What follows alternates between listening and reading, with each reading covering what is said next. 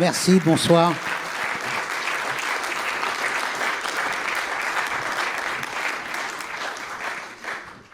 Voilà, oui, c'est assez confus en ce qui me concerne parce que, comme j'ai passé ma vie à voyager entre les mots et les images, on est tous en proie à certaines obsessions. Et moi, depuis mes toutes premières tentatives d'écriture, j'avais 14 ans, ça a toujours été de plus ou moins témoigner du monde qui m'entoure et de faire circuler quelques émotions avec des mots et des images. Avec une ambition, c'est que lorsque les mots sont prononcés, qu'ils évoquent des images. Et donc, mon tout premier travelling, c'est une chanson de ma post-adolescence, disons.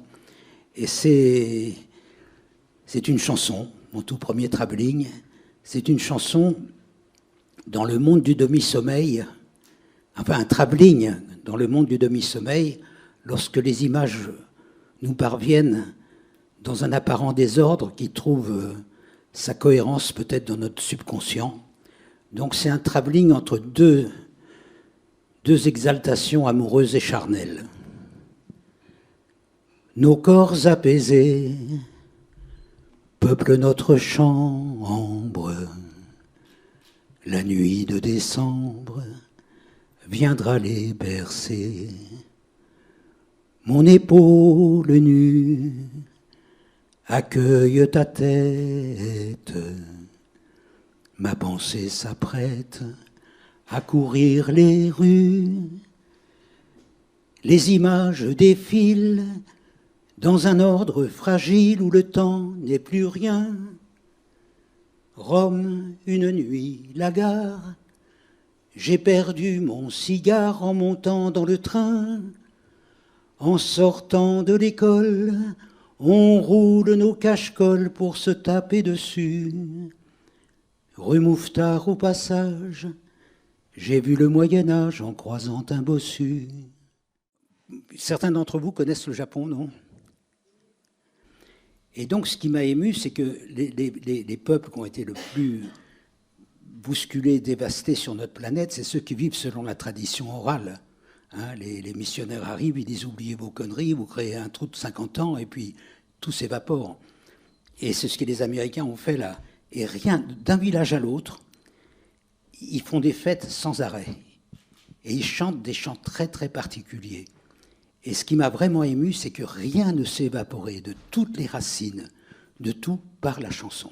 Le petit ciné d'en bas de chez moi m'a plongé dans un tel émoi.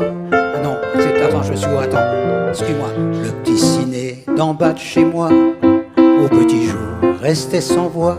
Découragé, j'allais plonger dans l'inconscience. Quand soudain un bruit familier. Non mais je me suis bourré, attends, le deuxième couplet, ça fait longtemps que je l'ai pas... Attends, le petit ciné d'en bas de chez moi, c'est de ta faute, hein. Je m'en doutais.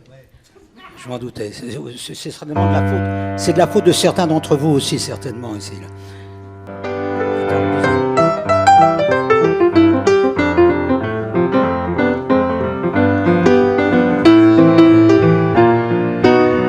Comme un fou dans les escaliers, j'ai couru pour me retrouver au milieu des marteaux piqueurs, des ouvriers qui posément démolissaient le petit ciné d'en bas de chez moi. Génial. Alors je vais pouvoir chanter le deuxième couplet là.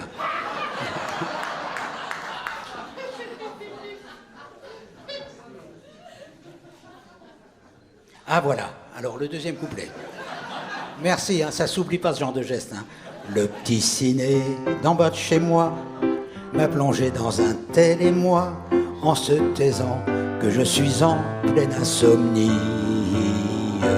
Et je reste là consterné à revoir les vieux westernés, tous les charlots qui me parlent au cœur de leur vie.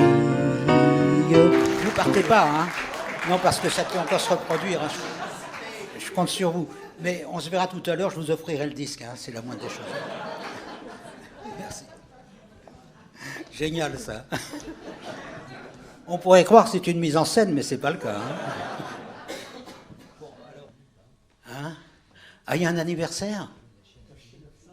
Ah oui, oui, ah oui, pour Rumba, la chienne à Philippe. Samba, Samba, oui. Non, Rumba, c'est ta chienne à toi. Oui. Est-ce que c'est l'anniversaire de quelqu'un ce soir? Oui, ben venez, venez, venez.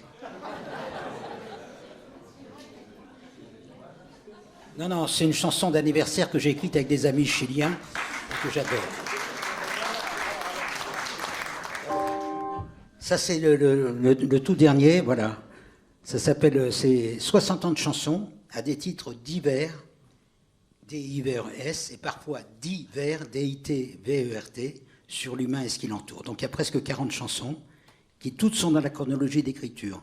La toute première, j'avais 15-16 ans jusqu'à aujourd'hui. Voilà, il y a un très joli mot de Noël, ma mère, là. Je repars avec la mallette? Non, non, ça tu restes là. Tu restes avec moi. D'accord. Vas-y, Jean-Pierre. Merci.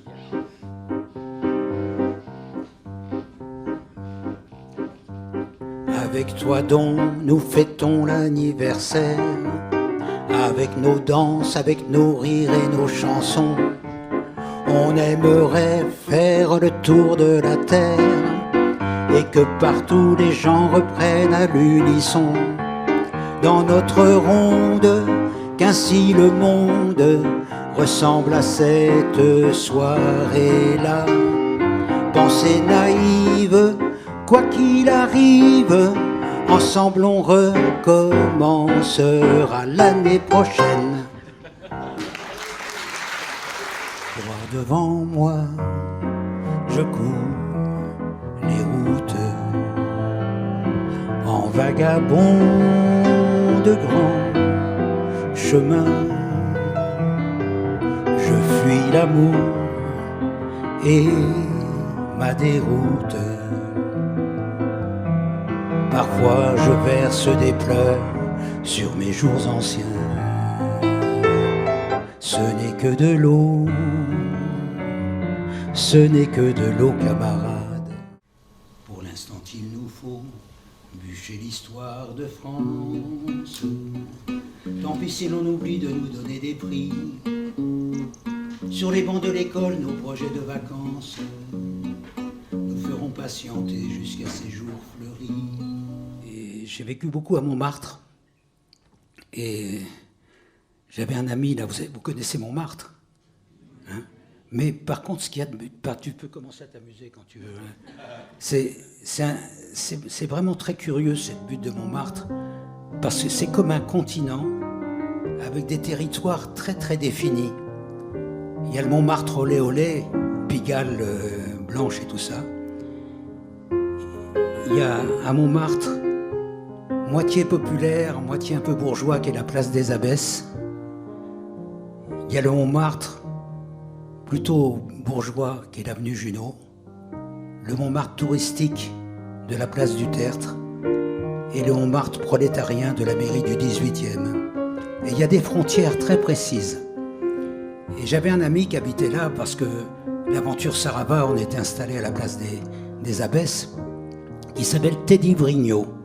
Je ne sais pas si vous connaissez les frères ennemis. Vous vous souvenez des frères ennemis? C'est un des deux frères ennemis. Il habitait là. Et donc ces chansons pour Teddy. Et c'est très curieux parce qu'un jour, Teddy, il s'est évaporé. Il avait une vieille Mercedes jaune qui restait pendant des semaines à côté de la place des Abbesses. Et on n'a jamais su ce qu'il est devenu. Et j'ai écrit cette chanson avant, mais il y a un triste parfum prémonitoire finalement.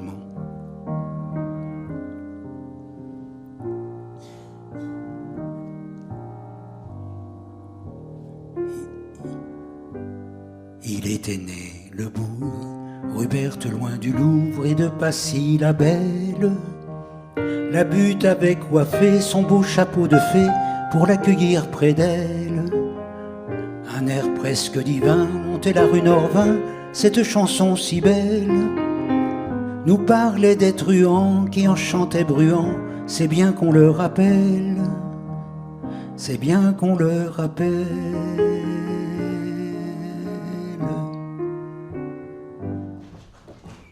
Une fille à sa fenêtre, moi qui passe, moi l'inconnu, d'un regard je l'ai reconnue, c'est la fille d'un peut-être, pour qui passe pour l'inconnu. l'inconnu. Pour qui passe pour l'inconnu.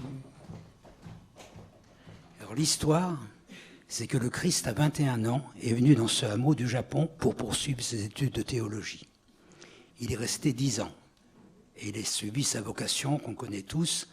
Et la rumeur nous est parvenue aussi, ça ne s'est pas trop bien passé pour lui, mais c'est son jeune frère, Iskiri, qui est mort à sa place sur la croix. Il lui est revenu dans ce hameau du Japon, avec la dépouille de son jeune frère. Il y a les 2 tombes là-bas au milieu de la montagne, avec la croix et l'étoile de David, où il est mort tranquille, peinard, à l'âge de 106 ans, après avoir eu 2 enfants avec une superbe japonaise. De ces petits riens qui nous lient, quand se glisse dans l'air du temps un petit secret cœur battant, son compagnon qui n'est plus là l'appelait son petit soldat. Avant de partir, il lui dit: Lily, tant que tu vis, je vis. Alors elle est fidèle au poste. Nombreux le matin, on accoste aux rives bleues de son regard, et du bon pied, on en repart. Décroche-moi la terre, allons faire un tour d'univers. On a la chance de rêver, autant qu'on soit dans les premiers.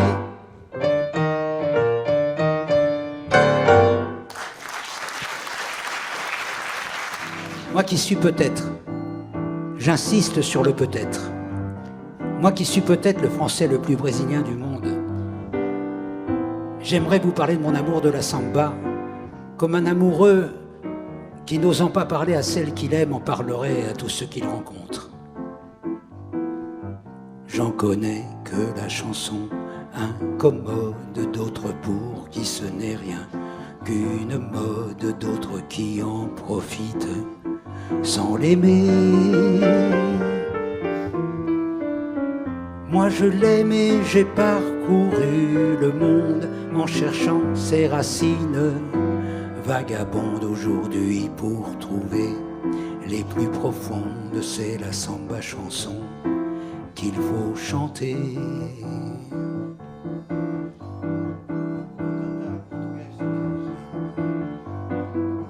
É melhor ser alegre que ser triste. Alegria, melhor coisa que existe. Assim com a luz no coração. Pra fazer samba com beleza, preciso de bocado de tristeza. Preciso de bocado de tristeza. Senão não se faz samba, não. João Gilberto, Carlos Lira, Dorival Caymmi, Antonio Carlos Jobim, Vinicius de Moraes, Baden, petit frère Baden-Powell, qui a fait la musique de cette chanson et de tant d'autres. Vous avez mon salut, Sarava. S'il y a tous ces témoins que tu veux dans ton dos, dis-toi qu'il pourrait bien, devant tes ronds dans l'eau, te prendre pour l'idiot de ton village, qui lui est resté là pour faire des ronds dans l'eau.